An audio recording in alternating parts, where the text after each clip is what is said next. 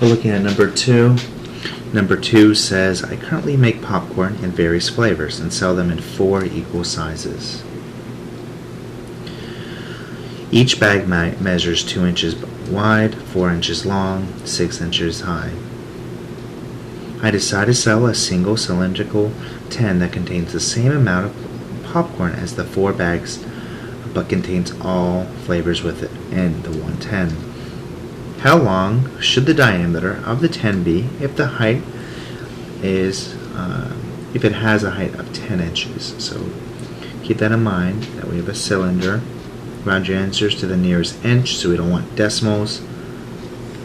So our goal is to get this cylinder. We want to know the diameter, but what's important here is the radius. We're given a height of 10 inches. So here we're given regular bags with the following dimensions. And we can keep our answer in inches.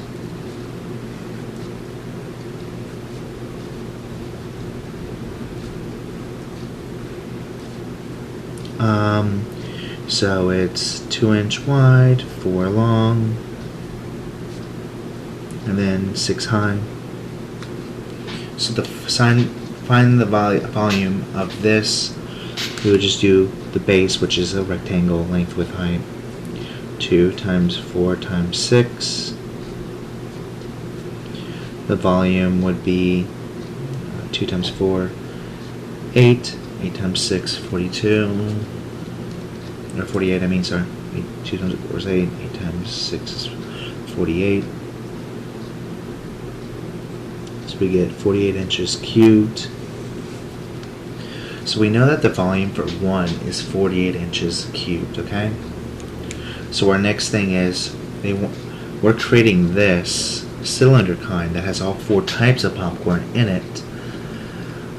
And includes all 4. And it's going to be the same size as all 4 of them, so we got to multiply this by 4. So 4 times the volume equals 4 times 48 inches cubed. Let's not include that. So for the volume of the cylindrical one would be 4 times 48. So we get the volume of all 4 together is 192 inches cubed. So right here, we want to figure out what is the diameter, because that's our goal. What's the diameter? So here we have 192 is the volume of how much can be filled up with popcorn, inches cubed, is equal to pi. The base is a circle, the distance between is the height, so we have pi r squared times 10. First thing we do is, I see that we're multiplying by a 10 and pi, so let's just divide both sides by 10 pi.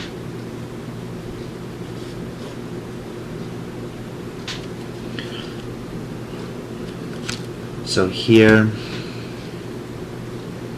192 divided by 10 gets us 19.2, then divided by 3.14159. We get about 6.1.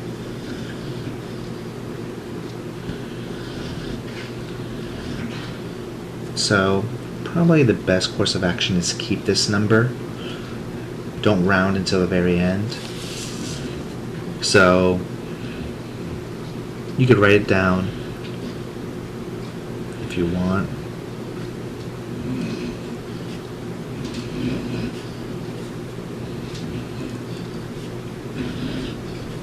From here, the inverse of a square is a square root.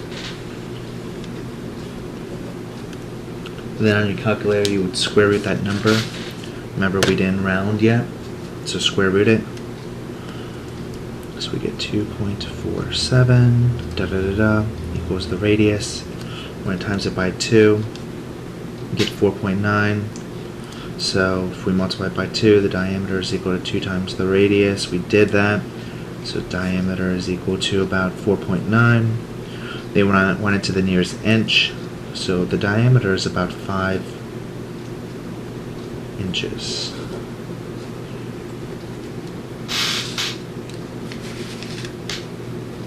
So again, what we did is diameter is equal to 2 times the radius, because we missed that.